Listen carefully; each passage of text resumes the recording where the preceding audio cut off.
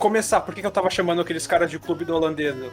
Porque Holstein é meio que o nome pro resto do mundo do que a gente chama de raça holandesa, né? A vaca Hum, holandesa pro resto do mundo é a vaca Holstein. É uma coisa assim. até porque a vaca holandesa para os holandeses não seria a vaca holandesa. Imagino eu. Não, mas é que tipo, não é só pros holandeses, é pro resto do mundo. Uhum, O Brasil é que chama de holandesa. uhum. Você quer ir comentando? A Aline chamou aqui, eu já volto. Vai lá, vai lá. Vamos lá. Bem, já que o Thunder saiu, chat, responder perguntas aqui. Vamos lá, o que vocês têm a pensar, o que vocês têm a perguntar.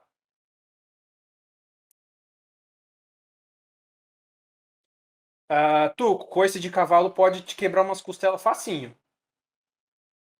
É, O cavalo, ele é um animal que ele foi domesticado por causa vamos dizer assim, da força dele. Tudo bem, geralmente força de tração e também um pouco pelo leite. Então, sim, é um animal que tem muita força. Ah, e se você não tomar cuidado, um coice desse pode te deixar gravemente ferido. É claro, o cavalo não dificilmente vai sair dando coice sozinho. Eles são animais, eles são animais bastante sensíveis, como ele falou, mas geralmente para o cavalo te dar um coice, ele vai ter que estar irritado com você. Você cuidando bem dele, muitas vezes mantendo um espaço, respeitando o animal, é difícil você tomar uma dessas. Sim, gente, toma-se leite de cavalo. Leite de égua, na verdade. É, Não sei se ele consegue esmagar um crânio, mas, cara, você tem as regiões ali na Ásia, se eu não me engano, ali na região do Tibete, aquela região ali que eles têm costume de beber leite de égua. Vamos lá. Diferença de agronomia para zootecnia. O engenheiro agrônomo, pela legislação brasileira, é um profissional que está habilitado para trabalhar na ramo de ciências agrárias de maneira geral, com foco em produção vegetal. O zootecnista, ele é praticamente produção animal com foco em dieta. Você vai produção animal com foco em manejo animal e dieta animal. Então, ele é uma área bem mais específica.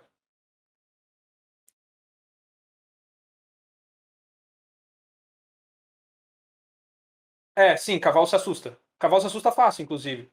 Cavalo é um bicho muito sensível, como ele falou. Se você, vamos dizer assim, irritar, assustar ou incomodar muito ele, ele vai tentar se defender.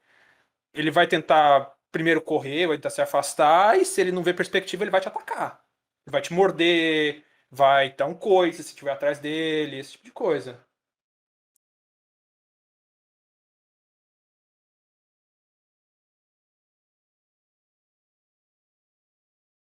Não vi Planet Survival. Mas agora falando de cavalo, vocês me lembraram de um ponto importante para falar. Experiências, curiosidades do Maurício. Eu, quando fiz a Universidade de Engenharia Agronômica, como foi o esquema do meu curso? A gente não tem clube, né? Porque é uma universidade. A gente tem estágio obrigatório, que ao longo dos 5 anos de curso de engenharia agronômica, a gente tem que fazer pelo menos 2 semestres de estágio obrigatório. Basicamente, um ano de estágio obrigatório. É, E o estágio pode ser em qualquer área. Muitos estágios são nessas áreas práticas braçais. Então tem gente que vai, como eu falei, vai trabalhar no bezerreiro, vai trabalhar com máquinas, vai trabalhar em produção vegetal, vai trabalhar com produção de hortaliças, vai trabalhar com produção de mudas, vai trabalhar com suinocultura, com piscicultura, que é com peixe, vai trabalhar com caprino, com ovino. É, Vai ter as diversas áreas. Eu, quando fui fazer meu estágio, eu optei por genética e microbiologia. Então, mesmo dentro da área de genética, eu podia optar por um estágio mais prático, que é melhoramento vegetal. Que eu falei, o início do pessoal lá, isso teve no meu curso, né, engenharia agronômica. O pessoal na aula de genética botar a gente no campo para fazer um campo de milho para a gente avaliar algumas coisas, treinar avaliação de genótipo, treinar plantio, os canteiros e tudo mais. E daí, quando você vai fazer o estágio na área de melhoramento genético, você vai entrar no milharal, você vai catar as espigas de milho, você vai medir as espigas de milho, você vai medir as plantas de milho, por causa do melhoramento de milho. Mas pode ser com soja, pode ser com berinjela, pode ser com qualquer outra planta. Eu entrei no laboratório. Não que eventualmente eu não tive que passar por isso trabalhando com os meus experimentos quando eles saem do laboratório e vão para campo. Mas daí já é outra história. Eu fiz estágio em genética, meu estágio é no departamento de genética, na área de microbiologia, com foco em micro-organismos produtores de promoção de crescimento vegetal, especializado atualmente em esporulação de bacilos com foco em promoção de crescimento vegetal. Específico para um caralho. Sim. E voltando ao assunto dos cavalos, para dar a volta. Uhum. Na universidade que eu fiz, tinha um grupo que cuidava de cavalos. A tração animal com base em cavalos, ela já está desatualizada para os modelos agrícolas, né? Ela é basicamente um hobby, e você tem a parte agropecuária do cavalo no Brasil, mas para competições esportivas, assim, cavalo que vai para jockey club, essas coisas, como hobby, essas coisas, você não tem mais uma tem ainda, mas você não tem aquele foco da tração animal, principalmente a tração a cavalo, para as atividades agrícolas hoje. Hoje você tem máquinas que fazem isso, né? Uhum. Mas ainda se tem um núcleo dentro da universidade que cuida de cavalos, que era a ecoterapia. Porque é uma parte do trabalho beneficente da universidade, eles recebiam doações de cavalos velhos do Jockey Club para fazer para fornecer para a comunidade aqui em volta ecoterapia para pessoas que têm necessidade disso. E um dos Hum. estágios da universidade é você estagiar na ecoterapia cuidando dos cavalos. Então, você tem cavalo velho, né? Tudo ali cavalo velho, cavalo que já está aposentado, mas que você tinha lá os contratempos, cuidar do bicho, e daí o professor te dava lá. Eu nunca fui para ecoterapia, não fui, mas eu tive várias amigas minhas que foram para lá e contam. Cuidar do cavalo, limpar estábulo, levar o bicho para andar de um passo para o outro, alimentar ele, etc, etc, etc. Hum. É... E, cara, é interessante. É um animal que, ao contrário do que parece, pega a doença muito fácil. É um animal que ah, o que o cara mostrou ali do, ai meu Deus, eu vou dar uma comida pra ele, ele vai comer minha mão fora, ele é bruto. Ele é um animal bem delicado. Aí, ponto pra direção, né? A forma como o cavalo morde, ele segura primeiro com os lábios e depois puxa com a dente, com a boca para morder. Tanto é que quando o cavalo pasteja, né? Isso é uma coisa muito interessante, até curiosidade. O cavalo ele é muito seletivo no pastejo. Então, com isso, com essa capacidade dele, com esses lábios dele de conseguir pegar exatamente o que ele quer e depois com os dentes cortar, pra você ter uma ideia, o cavalo ele sempre come só as folhas mais novas. Tanto é que se você deixar ele num pasto, ele mata o pasto. Porque ele Hum. corta o pasto bem rentezinho lá embaixo, porque ele consegue fazer isso com os lábios, e ele só vai comendo as folhazinhas mais novas, até o ponto que, se você não tomar cuidado, ele mata o capim. E, de novo, o cavalo, ele é. Fora isso, o cavalo ele elege uma área do pasto para ser o banheiro dele, geralmente. Então, e é aquela área que vai ter o capim super alto, e a outra, e ele não vai comer nada lá, e a outra lado ele vai estragar. Então, se você, é um cuidado que você tem que ter quando você vai criar o cavalo a pasto. Outro cuidado, se você deixar o cavalo confinado, ele entra em depressão. Cavalo precisa andar, cavalo precisa de espaço para correr, cavalo precisa de outros cavalos para socializar, porque senão o bicho entra em depressão, e se ele entrar em depressão, tu tá fudido. Uhum. Caramba. Que da hora. Uhum. Até como que o anime colocou aqui, o cavalo aqui ele tem uma função mais de. Putz, eu não sei se eles explicaram muito bem qual é a função do estábulo aqui ou dos cavalos dessa região. É mais transporte mesmo? No que? No Japão? Não, é aqui nessa região, nessa faculdade deles. Eles cuidam Não, dos cavalos para. é basicamente lazer que eles estão fazendo aí. Tipo, Hum, o cavalo não tem função prática aí. é isso que eu tava me questionando. Porque, e de maneira geral, eles vão até falar um pouco disso mais pra frente. O Uhum. cavalo, hoje em dia, ele não tem mais função prática na agricultura. Hum, Porque tudo que o cavalo fazia, o trator faz. uhum. Então, a função do cavalo para a agricultura hoje é basicamente a parte de lazer, né? A parte médica, ecoterapia e tudo mais, mas principalmente a parte de lazer, que é o que Uhum. rende mais dinheiro, principalmente na área esportiva. No caso do Brasil, essa área esportiva é jockey, né? Corrida de cavalo, Uhum. que é um esporte nada elitizado. Ah, não. Então, Que né? isso. vale a pena você se especializar nessa área? Ainda vale porque, né, não é um esporte nada elitizado. Então, você cuidar do cavalo campeão do Jockey Club, obviamente, não te rende nenhum dinheiro. Uhum, uhum. De fato. Interessante, interessante. Ah, mais coisas pra falar, deixa eu ver se eu lembro. Tem alguma coisa que você quer perguntar? Não, não, acho que tá tranquilo. Por enquanto, o anime em si, ele tá indo muito pela ótica do Hatken, então, introdução, sabe? Vamos vivenciar tudo isso, vamos entender como que é esse mundo aqui. E eu acho que tá bem bacana e pra mim tá bem tranquilo mesmo. Só quando você tiver alguma curiosidade por enquanto, porque pra mim tá bem ok. Lembrei. Lembrei outra coisa. Essa aí vai ser um pouco mais longo. A parte no começo que eles falou de comida com aditivos. Sim. O anime não vai abordar tanto isso, então já vou pedir para é, é, abordar um pouco disso. Uhum. É, a questão de já começar desmistificando alguma coisa. É, existe hormônio na carne? Carne de Hormônio na. frango com hormônio, existe? Putz, vai, de uma forma leiga, acho que sim. Então, não, porque não é Ah, economicamente viável. hum, O custo de você aplicar hormônio. Você tem situações que você usa hormônio na pecuária. Situações muito específicas e uhum, geralmente para frango de corte não vale, não tem. Ah, o para gado e para porco, eu acho que deve ter situação muito específica, mas de maneira geral não se tem hormônio na carne, né, porque não é economicamente viável você aplicar esse tipo de insumo. Quando eles uhum. tiverem falar do porco, eu vou falar como é que é o tratamento do porco e como é que é a economia de dinheiro no coitado do porco. Depois, aí vocês tirem suas conclusões do que é o dinheiro que você quanto dinheiro você tem disponível para gastar para criar um animal.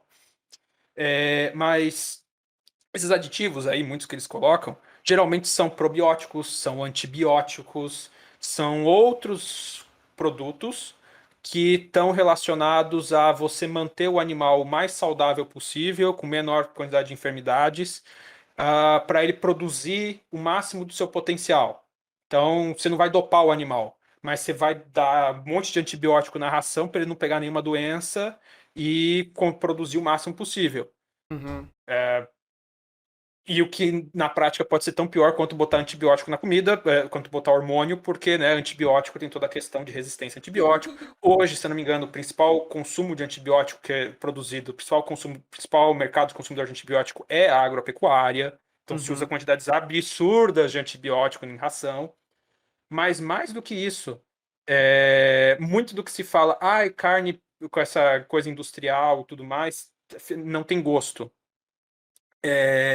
Ou tem gosto diferente e tudo mais. Uhum. Muito disso não é o aditivo que coloca na criação do animal. Muito disso é o melhoramento genético. É a raça que é feita para ser assim. É a raça que é para ter um crescimento muito rápido e não acumular, vamos dizer assim, compostos organopiléticos. Então você Uhum. tem um frango que vai sair de um pintinho para um frango de 1,5 kg em um mês. Você tem um porco que vai ganhar 160 quilos em 4 meses, 3 meses. Então, tipo, a raça ela foi feita para isso, não levando em conta essas questões de qualidade de sabor de carne. Uhum. Em compensação, o outro adendo dessa questão é você consegue ter uma fábrica de carne a baixo custo, entre aspas, porque você tem um ser vivo que foi geneticamente selecionado para ser uma fábrica de produzir carne. Uhum. Em contrapartida, de novo, torna a pecuária extremamente dependente de insumos, que torna ela pouquíssimo sustentável. Então, para você sustentar o crescimento de um frango que vai demorar 40 dias para ganhar 1,5 kg, você precisa de uma quantidade absurda de insumos, de mão de obra, de infraestrutura, que não é necessariamente uma coisa muito sustentável e que também não é muito a favor do bem-estar animal. Você encher uma granja com 10, 12 frangos por metro quadrado, que os bichos ficam tão estressados que se fazer um barulho muito alto lá de fora eles morrem de infarto, Uhum. não é necessariamente um negócio mais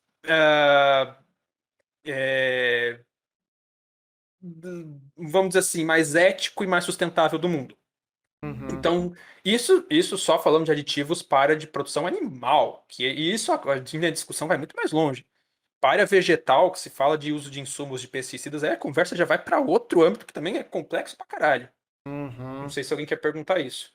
Ou se alguém tem interesse de falar disso agora ou se deixa para depois. Deixa a temática dos episódios vindo, mas é super interessante isso porque, cara, chegou numa quantidade de produção tão insana que teve que fazer isso pra você conseguir gerar carne pra sustentar tanta gente que tem no mundo, né? Então, aumentou exponencialmente a quantidade de consumo e tem que meio que ser eficiente na forma de produzir carne. E ali você vai ter algumas metodologias não muito, sei lá, éticas, talvez. Não, é que daí você. É que sim e não, porque tá, você precisa produzir carne em quantidade. Só que, de novo, você está produzindo a custo de quê? A custo de petróleo. Nossa Uhum, agropecuária é baseada em petróleo. Petróleo é um bem finito. Então tá, você está produzindo tudo isso a custo de não conseguir produzir nos próximos anos, porque você criou todo um sistema gigantesco e depende de todo um sistema gigantesco que é altamente insustentável. uhum, E aí você entra num outro giro. uhum, meu Deus. E Tuco, eu não vou conseguir falar muito dos cortes de carne da abertura porque não é muito minha área, mas eu também não fui pegar muito sobre isso. Eu posso pegar para falar mais para frente. Uhum. Só pra fechar esse ponto, existe existe granjas e existem fábricas e produtores que tentam fazer algo diferente para a longo prazo se tornar mais sustentável ou para Sim, resolver esse problema de ser tão imediatista a solução para para uma linha de produção tão rápida assim? Tem métodos, maneiras, estudos? O que você conhece disso? sim. Tem. Começa com políticas de bem-estar animal. Então você, primeiro, não adensar tanto as galinhas na granja, dar um espaço, dar objetos para elas poderem exercer suas características naturais, para elas poderem se empolerar, para elas poderem Uhum, ciscar, uma área aberta para elas poderem andar durante o dia e tudo mais. Então, tipo, os próprios parâmetros da agricultura orgânica seriam, né, o ideal possível, né? Você uhum, criar as galinhas têm uma parte de confinamento, mas tem uma parte aberta, elas podem exercer as suas características animais de comportamento, etc, etc, etc. uhum, A questão é viabilizar isso em larga escala, conciliar, porque até mesmo o orgânico precisa de um aporte de insumos, você viabilizar a eficiência disso, você viabilizar isso com melhoramento genético, porque as raças foram melhoradas para a vida em galpão, então você precisa repensar o melhoramento genético para isso. Você precisa também repensar vamos dizer assim, o modelo de produção animal. Então, tipo, tá, você vai ampliar a área para cuidar de galinha. Como é que eu vou usar melhor essa área? Talvez para tentar produzir mais de uma coisa, ou como é que eu vou fazer isso ser mais rentável? Se eu aumentar essa área, por exemplo, aí você vai começar, vamos dizer assim, expandir. Tá, eu vou ter que aumentar a área do galpão para ter um pastinho para as galinhas ciscarem. Mas isso talvez reduza a área que eu tenho que plantar de milho para cuidar dessas galinhas. Até que ponto isso não reduz? Porque a gente tem que pensar, a gente fica pensando, nossa, a agricultura é hiperintensiva. Eu tenho não sei quantas mil galinhas num microgalpão. Mas quantos hectares de milho estão sendo cultivados para sustentar essas galinhas? Então, se eu aumentar um pouquinho esse galpão, se eu tornar essa produção um pouco mais sustentável em loco, será que eu consigo reduzir o que é cooptado para sustentar ela em outro lugar?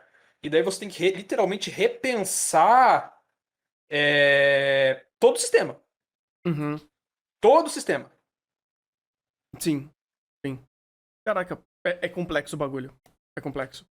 E, bem, já deve ter empresas que já tentam fazer isso, imagino eu. Aí eu não É, sei tem. se esses resultados acabam se tornando públicos, aí você consegue, tipo, tirar uma métrica de essas novas tecnologias, essas novas formas de bem-estar, de cuidar desses animais, podem acabar propiciando uma mudança positiva para tudo, sabe? Melhor para eles e melhor para essa linha de produção em si, sabe? Uhum. E o que o Dmepa falou ali, uma coisa falou, né? Criação semi-intensiva. A criação aberta não é economicamente viável para abatedouro de corte, né? Para poedeira, acho que é um pouco mais viável. Uhum, Mas é aquela coisa, né?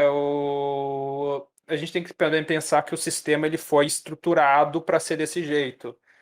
Literalmente, a gente chegou num ponto de limite desse sistema, a gente tem que começar a pensar em como reestruturar o sistema para outras formas. Talvez não para um uhum. sistema aberto, como foi coisa, um semi-intensivo, mas o fato é que o nosso sistema de produção agropecuária ele é insustentável a médio e longo prazo, e que a gente já tem que começar a pensar o que vai fazer com isso. Caramba, mano. Que loucura. A gente está se adaptando isso na medida do possível, mas é aquela coisa, é muito fácil para gente fora olhar e falar isso tem que mudar, e daí o produtor fala, tá, eu vou ter que mudar, mas meu custo é esse. Como é que Uhum, isso vai ser balanceado? Principalmente produtor no Brasil, meu custo é em dólar, eu ganho em uhum, real, como é que fica a situação? uhum. E aí, cara, isso é complexo pra caralho. Sim. Até uma coisa que eu vi esses dias, um paralelo. Por que, que a Coca-Cola não para de produzir garrafa PET?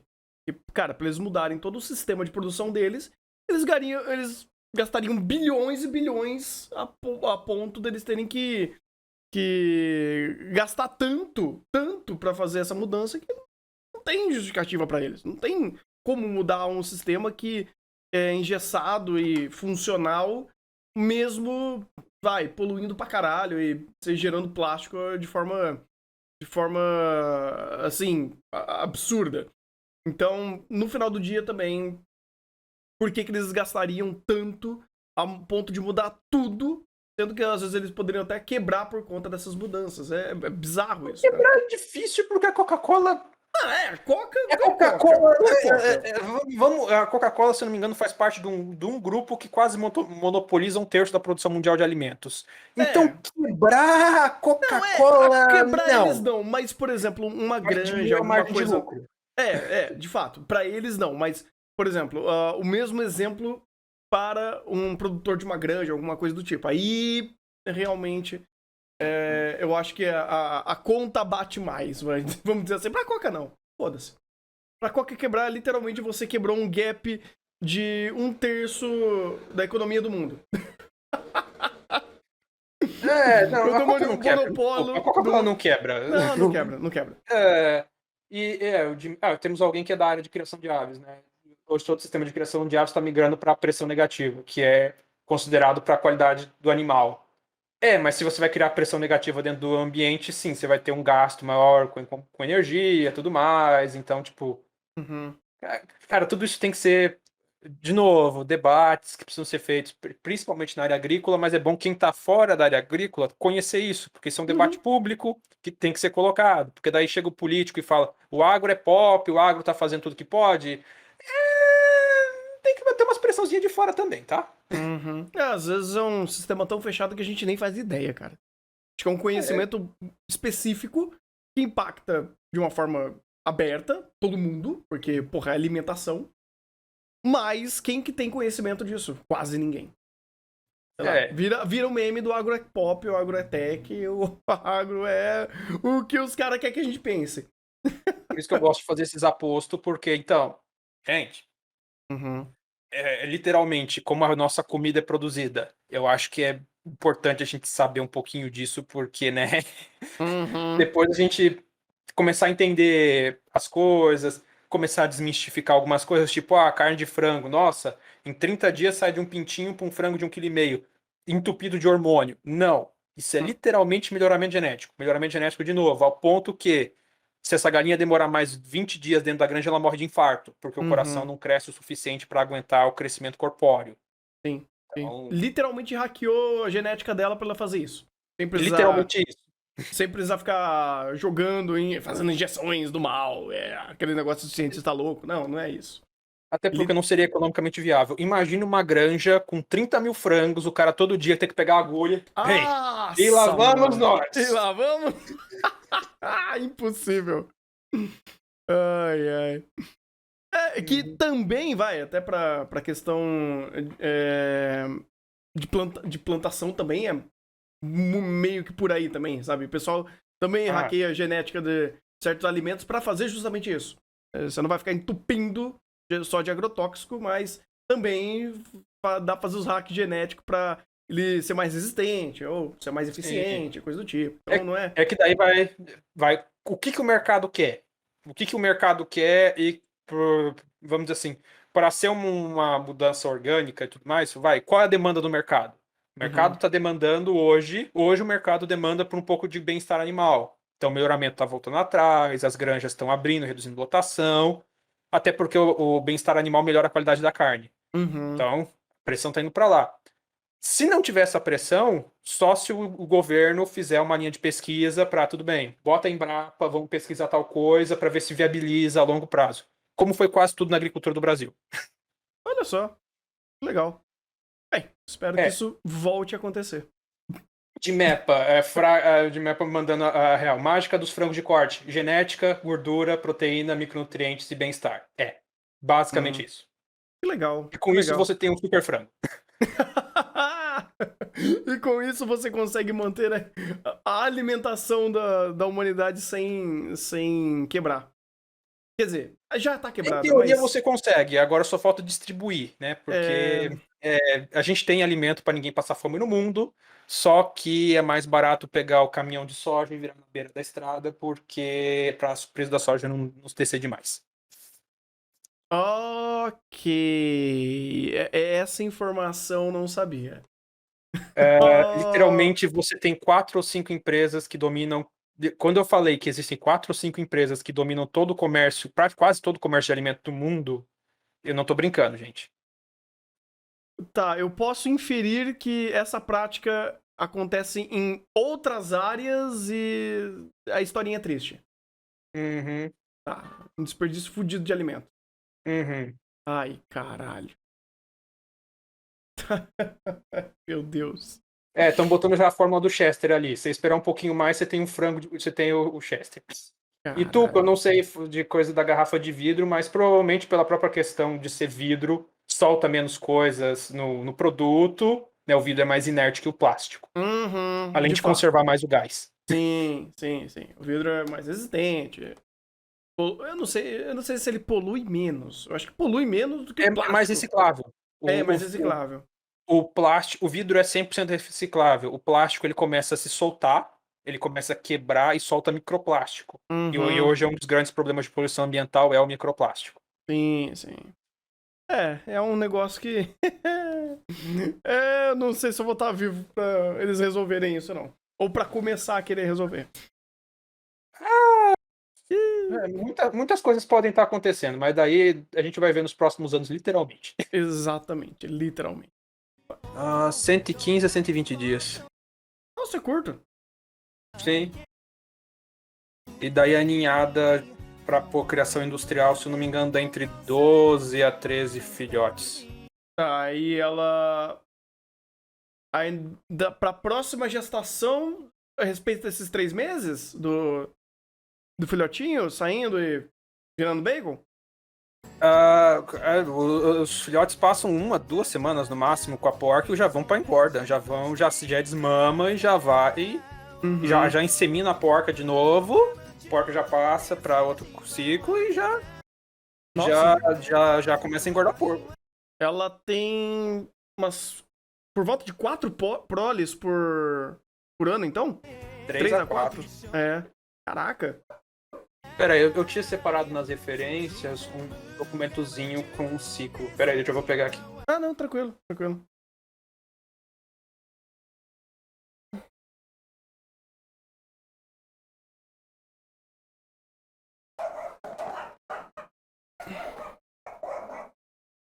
Thunder, viemos buscar o estrogonofe. Cadê a galinha? Nossa, eu poderia muito falar que... Nossa, eu poderia muito xingar uma pessoa, um ente querido, familiar, mas eu não vou fazer isso. As pessoas não têm culpa. Não tem culpa de um comentário infeliz desse.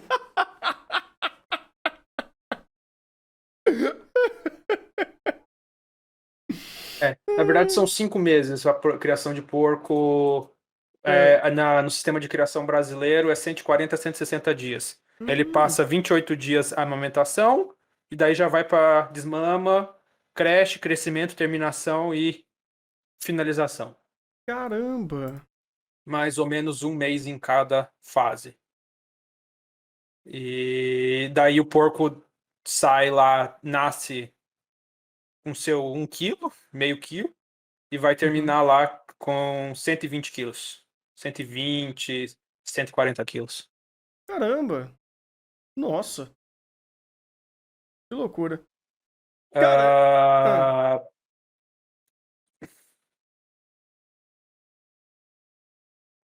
A porca entra no cio enquanto amamenta a ninhada. Mas aí você entra no ponto que geralmente essa criação industrial, o macho geralmente é inseminação artificial. Então você tem às vezes o macho lá só para detectar quando a porca está no cio, e o resto você faz inseminação artificial quando é produção industrial. Até porque você tem. É mais eficiente, né? Querendo ou não. Fora que você tem a questão da genética, né? Que você já, com o sêmen de um porco já de qualidade, tudo certinha, você já tem a sua linhagem já com a genética melhor possível. E aí? Rapidinho, Vitor Falque, obrigado pelo sub, meu caro. Valeu aí pela ajuda e boa tarde. Boa tarde também pra você, rapaz. Mas falei. Verdade. O Dimap colocou, precisa do macho pra estimular a fêmea. Verdade, tinha esquecido disso. Obrigado. Erro meu. Precisa de pelo menos um macho lá, 1 ou 2 machos lá, pra deixar a fêmea, pra estimular ela, e depois você vai e faz inseminação artificial. O macho fica só de voyeur. O que eu ia falar da questão do porco, aí entra na parte que o anime não colocou, que é a parte que talvez eu faça o Thunder passar mal. Ê, rapaz. Que é a parte da primeira semana de vida do coitado e todo o procedimento que se faz em criação, para criação industrial de porco. Você sabe o que precisa fazer assim que o porco nasce? Não sei, tipo, ele não sai e depois vai ficar com a porquinha lá, tipo cachorrinho, tipo gatinho. Deve ter alguma coisa creepy no meio desse processo. Primeiro que a porca, ela naturalmente não dá esse tanto de porquinho. Ela, de novo, a genética a gente selecionou para ter essa linhada muito grande. Geralmente, aí, bem, tem gente que é da área de produção animal. Alguém já tá com a ideia na cabeça. Mas se eu não me engano, o normal da porca, das linhagens tradicionais, se não me engano, é 4, 5, 6 filhotes no máximo. Essa questão da porca dar 12 filhotes é mais o ser humano metendo o dedinho para render mais. Isso causa alguns problemas, porque o modo de criação do porco em regime fechado, tudo mais, esse tanto de porco para parir e tudo mais, é comum que os porcos nasçam anêmicos.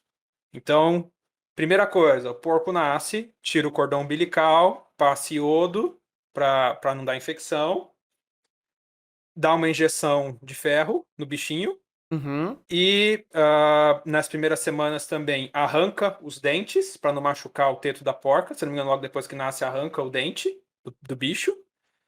E tem que castrar nas primeiras semanas também.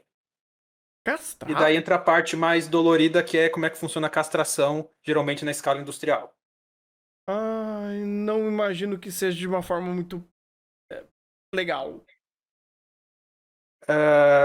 Eu vou fazer a pergunta idiota. Posso falar? Manda mesmo. Né? Quiser sair. Faz o seguinte, eu vou pegar um café. Vai lá. Chat, essa é a parte que eu não. Depois a gente volta, né? Eu volto, a gente vai pro próximo episódio. Eu vou pegar um café, tô tranquilo. O microfone é seu. Não, não vai ser dessa vez que o Thunder vai desmaiar. Chat, mas vocês têm oportunidade de colocar isso depois em algum momento. É, existem vários métodos de se castrar porco. Que eu li que é o principal é você fazer castração cirúrgica, que costuma acontecer aqui no Brasil. Castração cirúrgica, você pega o porquinho com um pouco. Quanto mais cedo, melhor, para ele sofrer menos e a recuperação ser mais rápida. Pelo que eu vi, geralmente tem que ser na primeira semana. É, o... Você, porquinho assim que nasce o macho, você faz uma incisão embaixo dos testículos ali, com bisturi, segura em cima dos testículos e puxa para fora os testículos, né? Você abre um buraquinho ali embaixo para deixar exposto. Depois você pega com a mão e puxa para fora para arrancar os dutos, né? Para romper os dutos e você puxar o negócio para fora e assim castrar o bicho. Feito isso, você dá uma passadinha também de iodo antisséptico ali para não infeccionar. E você bota o seu porquinho de volta ali para cuidar das fêmeas. É, Raça Duroc assim, é equivalente ao Nelore, que é mais comum no Brasil. 14 a 22. Uou! Não é muito recomendado para criação em granja, eu imagino. Se eu não me engano, essas raças puras elas são bem mais sensíveis à questão do ambiente climático brasileiro, essas coisas. E a castração. Essa castração dos machos é mais tardia? Jurava que era mais cedo. Jurava que era mais cedo. Então, desculpa, erro meu. Erro meu. Você sabe me dizer com quantas semanas, com quanto tempo é? Foi mal.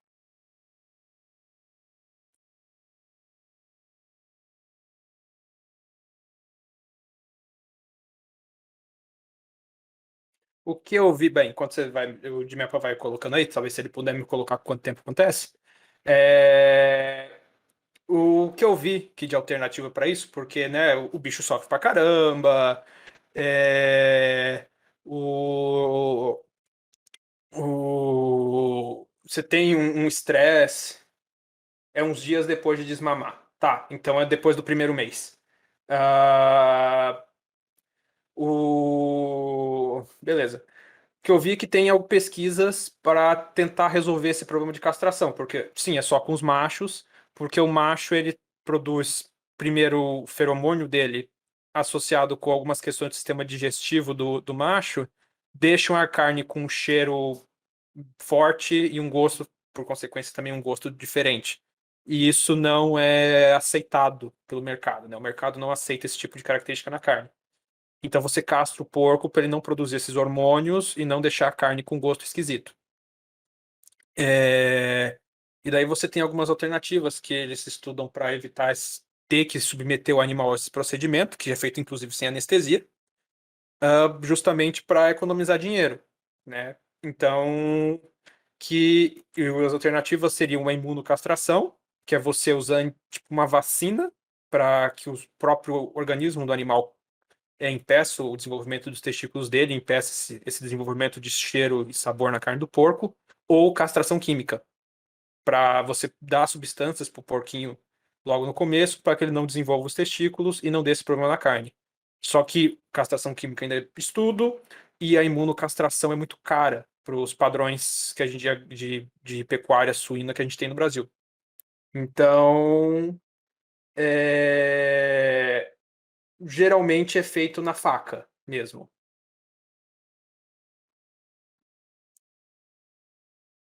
E também tem esse ponto: o hormônio masculino deixa o porco mais estressado, a carne fica mais dura, e de Mello me corrija se eu estiver errado, a conversão alimentar também é mais baixa. O animal converte menos ração em carne, se eu não me engano. É, E por causa disso, o... você tem esse procedimento de castração feito com os machos, e também você tem estudos de melhoramento genético para que o porco não precise ser castrado, para reduzir essa característica do porco, do cheiro e do gosto na carne, para não ter que precisar castrar o animal. É, Sim, porque ele tem mais gasto energético. Imaginei que Hum. também tem essa questão. É bom ter gente no chat que é da área também.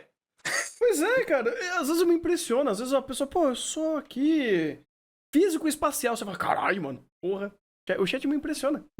É bom porque a minha área é mais planta, é mais genética, é mais micro-organismo. Eu não sou tanto da área de pecuária. Eu tenho o Uhum. básico da formação em agropecuária por causa da formação básica de engenharia agronômica, mas eu não sou da área de pecuária. Então, de vez em quando, eu dou minhas caneladas. Uhum. Pô, mas ainda assim É você tem bom, uma é base de bom ter alguém conhecimento, aí né? da área. Hã? Ainda assim você tem uma base de conhecimento, né? Você tem. Não, por causa da base curricular comum. Sim, sim. E, bem, o Thunder givou a parte que ele ia desmaiar, talvez. Não, com certeza. Mas sim, saiba que o porquinho tem que ser castrado logo depois que desmama para não dar gosto estranho na carne.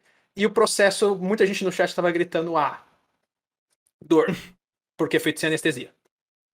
Eu imaginei, por isso que eu não queria saber. Ah, mas agora, passando para os outros pontos é, interessantes Uhum. também. é, Calma, Tuco, eu já vou te responder, calma. Apesar, o Dimepa pode te responder isso melhor que eu, que ele é mais da área de pecuária. Eu não vou Uhum. saber se o abate é mais ou menos complicado, até porque as plantas de abate industrial elas já são desenvolvidas para abater a determinada espécie a qual elas foram planejadas. Então, o precisar abater porco, elas já têm projetadas para abater o porco, independente de ser mais fácil ou menos fácil. Ô, louco. Curioso. Ah, Desse episódio, você ia falar mais alguma coisa? Eu ia falar da questão do melhoramento genético do porco, Ah, sim. que acho que o anime chegou a falar que tem essa ideia de que o porco é sujo, o porco é gordo e tudo mais, Uhum. e o que se tem no melhoramento genético do porco é, na verdade, o porco ficando estupidamente magro, magro até demais. Nossa. Então, você tem antes, na década de 80, o chamado porco banha, que tinha um toicinho de 20 milímetros, né, 2 centímetros de toicinho na carne, né, porque era as espécies tradicionais, as raças tradicionais de porco. E o melhoramento genético, por pressão do mercado para uma carne mais saudável, foi reduzindo essa quantidade, esse diâmetro de toicinho, foi reduzindo a quantidade de gordura na carne, a ponto de que hoje a carne de porco tem tanta pouca gordura que ela fica quase sem gosto. Alguém já. Quem acha que é de zona rural, que já comeu porco caipira e carne de porco de mercado, acho que já deve ter tido essa experiência.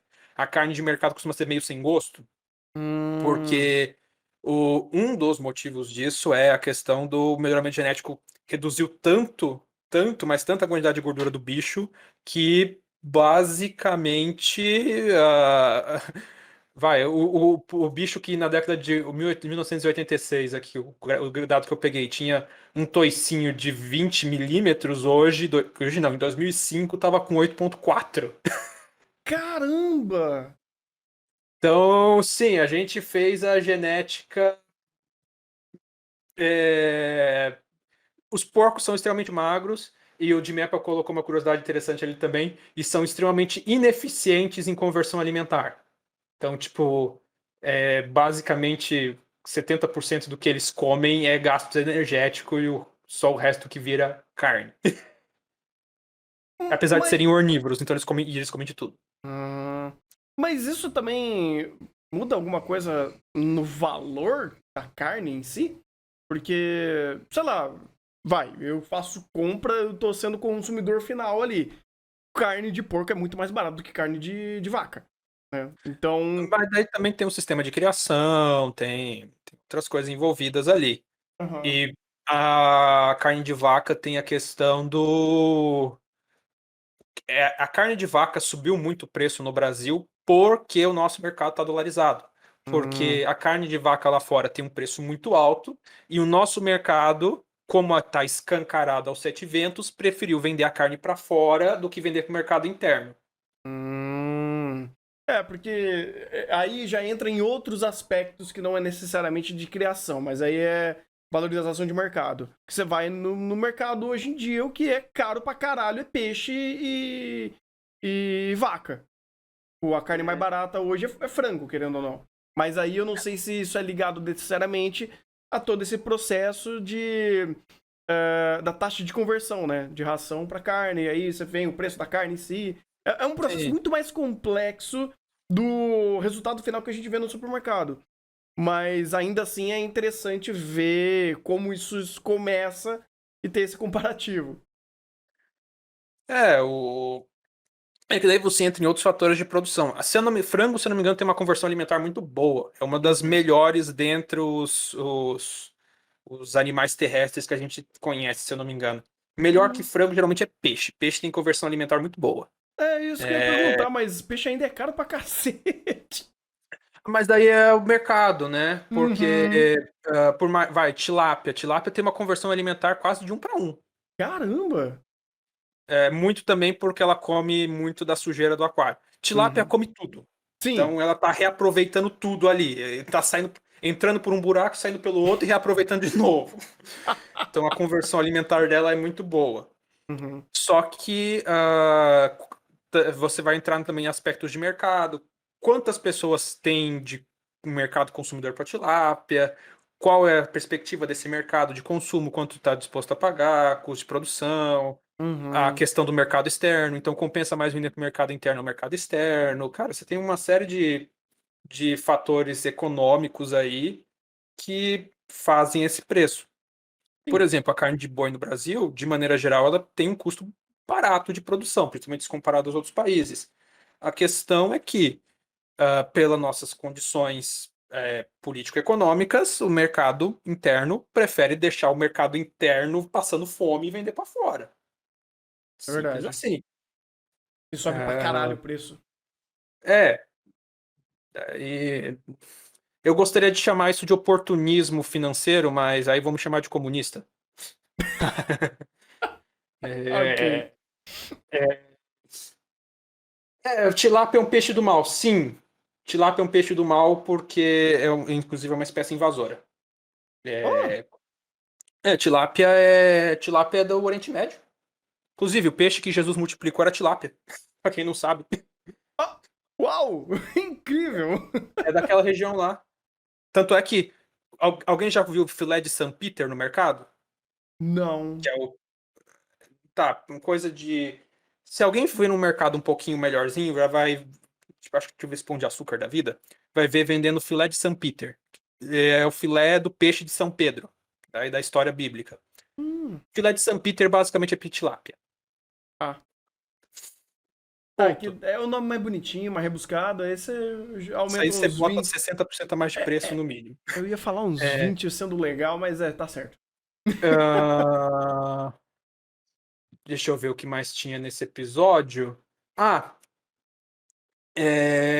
bem, o Jim Apple estava explicando lá do porco que ele é um tanque de guerra e por isso tem questão específica para abatedouro dele. Então, Uhum. mas é aquela coisa, né? A planta para bater porco ela é projetada para bater porco, então ela é projetada para as peculiaridades do animal e resistência do animal. Uhum. Então, é aquela coisa, você não vai abater porco com a planta de galinha, não vai funcionar.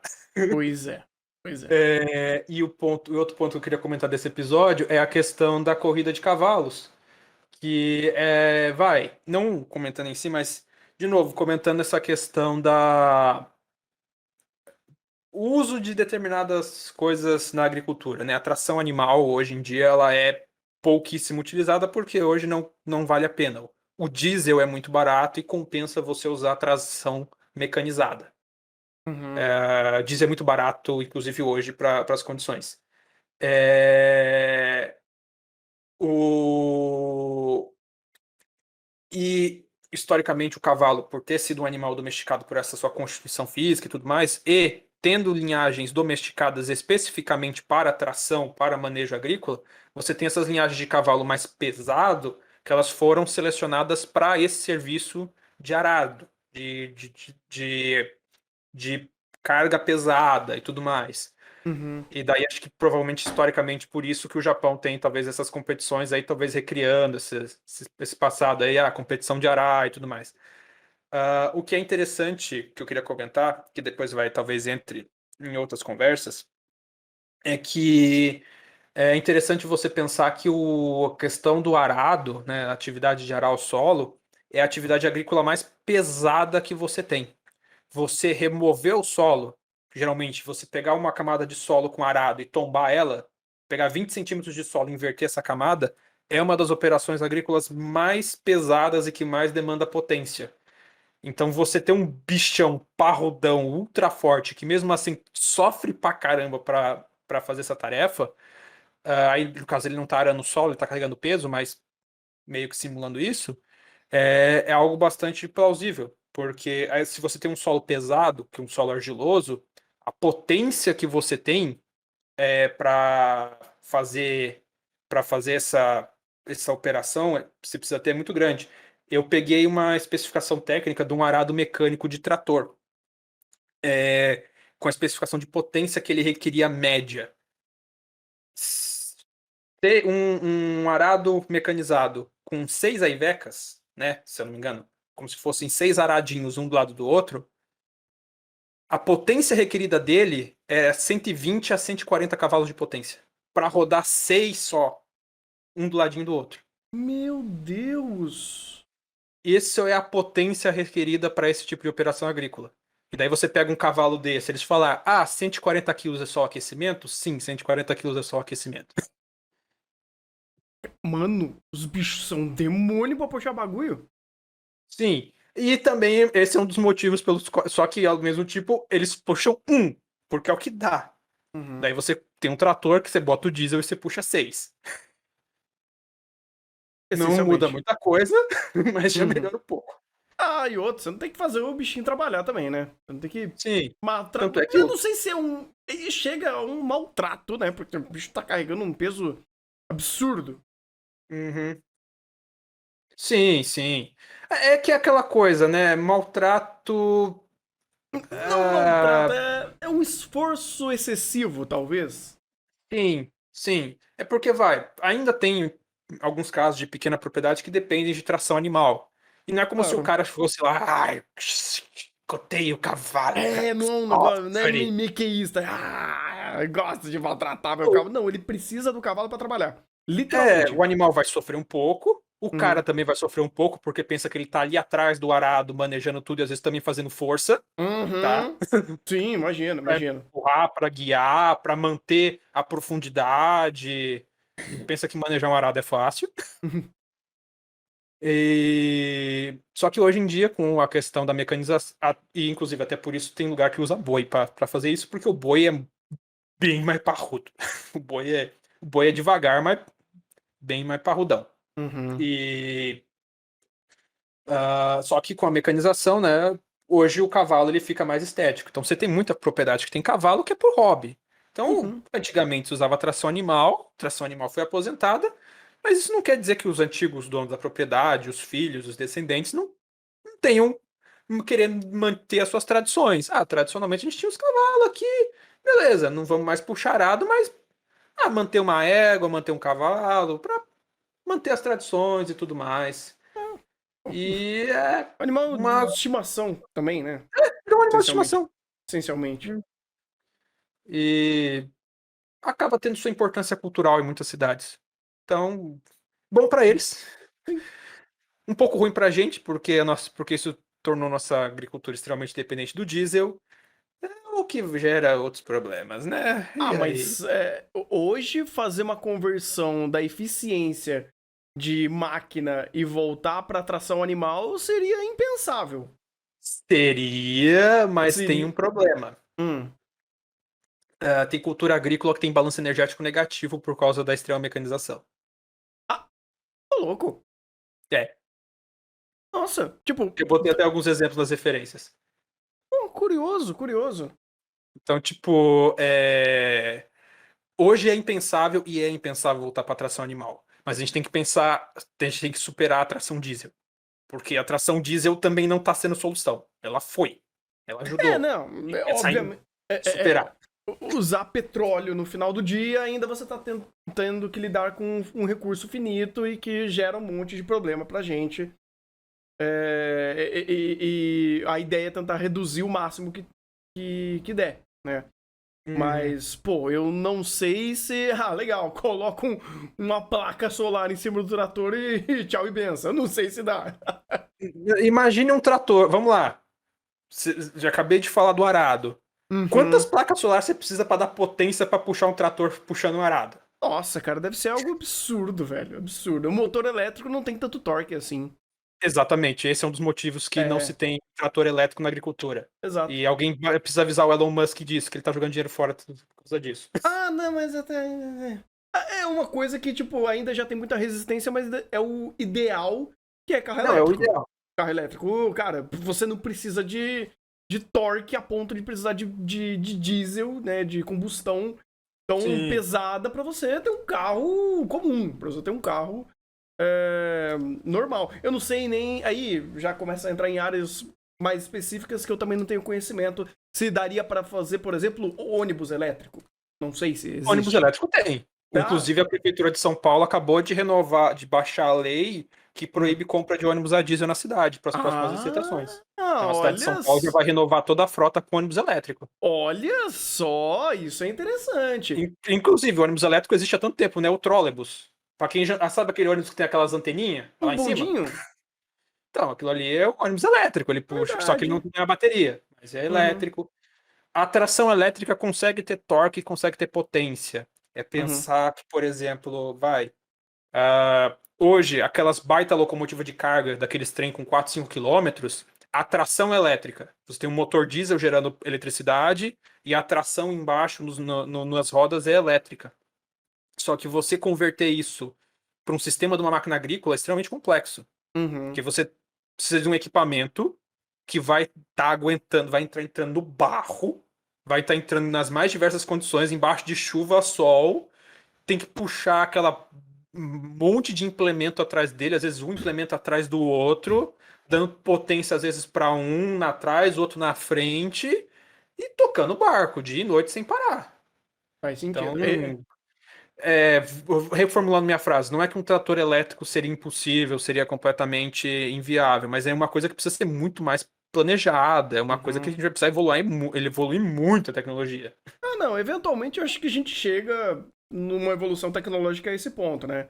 Eu acho que, Uhum. de uma certa forma, tem muito engajamento para você começar a construir tecnologia que pense em recurso de alimentação, né? Como que ele vai alimentar aquela máquina e que seja sustentável e que dependa muito mais de eletricidade ou outras fontes de energia do que de fato petróleo. Né? Porque Uhum. hoje é impensável você ficar gastando petróleo a esmo, torta direita, pelo amor de Deus. Sim. Aí seria bom, né? Eu acho que muitas dessas energias limpas, como solar, a eólica, acertei? Vai evoluindo e vai tornando elas um pouco mais acessíveis e mais funcionais, dependendo das áreas que elas têm aplicação. Então, tirar o diesel e começar a substituir por essas outras energias limpas deveria ser o ideal, aí o futuro vai dizer pra gente. Sim. E, bem, na pior das hipóteses, ainda temos biodiesel. Não é o ideal, mas dá para fazer. É melhor do que usar petróleo? É melhor e, dependendo de como for produzido, consegue ter balanço energético positivo. Balanço energético positivo, eu quero dizer, é a quantidade de energia embutida para produzir aquela cultura agrícola, tirando a energia solar, é Hum. menor do que a quantidade de energia que aquela cultura agrícola fornece. Então, Entendi. por exemplo, você tem culturas. O exemplo que eu peguei aí, maçã nos Estados Unidos. Você, para cada uma caloria de maçã que você consome, você gastou 18 para produzir ela. Puta que o pariu! Ok. Tamanho gasto com mecanização agrícola e com adubação nitrogenada, que Puta que também pariu. gasta petróleo. Paz do céu. Ok, uma área muito interessante, cara. Esse é um tópico que daria pra ser estendido a de infinito. Não, dá. Eu quis só pegar aqui por cima pra, tipo, aproveitar os ganchos. Não, Bora. ótimo, Bora ótimo. destrinchar um Estamos aqui pouquinho. para isso, inclusive, né? Esse daqui é, E é o chá expresso menos expresso que a gente tá fazendo. eu espero que o chat esteja gostando. Espero que as cento e poucas pessoas aqui da live estejam gostando. Então sim, então É, sim. Tô vendo o pessoal bem engajado aqui. Eu também tô gostando bastante.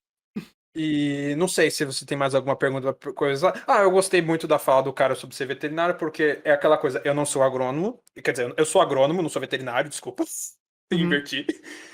Eu sou agrônomo, mas é uhum, aquela coisa, tem a nossa área a área de sombreamento entre as duas disciplinas, a gente de vez em quando conversa com o pessoal, e mesmo o pessoal da agronomia que vai para a zootecnia, né, que vai para produção animal, comenta e, cara, é tiro e queda. O pessoal vai pro bezerreiro. Primeira semana do bezerreiro. Putz, bezerro tá mal, bezerro tá com diarreia, bezerro vai ter que morrer. uhum. Aí, aí já começa a porca a torcer o rabo e falar: pô, eu tenho mesmo que fazer isso, tenho mesmo que cuidar desse bicho assim, eu vou ter que mesmo sacrificar a galinha no final do experimento para avaliar as coisas. Uhum.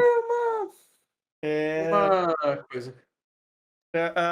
a minha irmã, ela contou que muita gente que estudou com ela começou a virar um pouco ativista dessas áreas aí de proteção de animal, quando começou a estudar veterinária e no final do dia falou: olha, essa galera aí. Assim, eventualmente era um pouco insustentável essa ideia de tentar. Ah, não, mas os animais bonitinhos, vamos proteger os animais, vou virar vegano e coisa do tipo. Ela fala: chega no momento que não tem o que fazer, cara. Você tem que você vai ter que sacrificar, vai ter que ser eficiente da forma que você vai cuidar do bichinho e às vezes, infelizmente, o sacrifício é a forma mais eficiente de você tentar resolver uma situação, né? Às vezes o bicho tá tão lascado, que, cara, a qualidade de vida dele, mesmo que ele sobreviva, vai ser péssima. Uhum, Vai uhum, viver com uma série de aparelhos, vai viver com um monte de medicamento, vai viver com dor. uhum. Cara, é mais fácil você cortar. É, E nisso, cara, questão que você falou de vegano, lembrei uma coisa que eu ia comentar, eu tinha esquecido no episódio Hum, passado. Eles fazendo a piada aí do pessoal, tem que comer carne e tal, e tudo mais, se acostumar com isso. Pelo menos vai.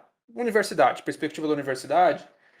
O bandejão, ele sempre dá a opção do cardápio vegetariano e o cardápio com carne. uhum, Então, mesmo esse pessoal que se traumatiza e tudo mais, eventualmente, até por uma questão das normas da universidade, de inclusão e tudo mais, você sempre tem a opção ali de comer, não é tão maniqueísta como é a situação, não sei como seria no Japão. uhum. Imagino que seja muito mais lá. Eu imagino. Uhum. Mas é aquela coisa, né? Cara, todo mundo toda profissão tem seus pontos mais complicadinhos e eventualmente você vai criando calo com isso, né? Na sua Uhum, formação, ou na sua prática profissional, sim, são os ossos da profissão, todas têm. exatamente. E aproveitar, vou só finalizar o comentário do Dimepa falando aqui da questão do biodiesel. Parece que tem. Sim. O Dimepa e o Tuco falando de biodiesel e etanol se funcionaria para máquina. Os dois têm a mesma coisa. Você vai gastar áreas enormes para produção de combustível que podiam estar sendo usados para produção de alimentos. Uhum, E aí? É, exige uma área grande para fazer o material e para ter produção comercial. Essa área. E aí? literalmente, cai na conta de conversão. Não, não, não. É. E de MEPA, etanol é orgânico. O etanol é da cana. Etanol é o álcool da cana-de-açúcar. É fermentação da glicose da sacarose. Metanol é álcool de madeira. Também pode ser Hum, produzido a partir do petróleo. Mas os dois são orgânicos, porque os dois são moléculas orgânicas. Os dois podem ser produzidos de fontes renováveis. O etanol é o álcool de cana. O metanol é o álcool de madeira. o etanol é o álcool gamer. Sim, eu fiz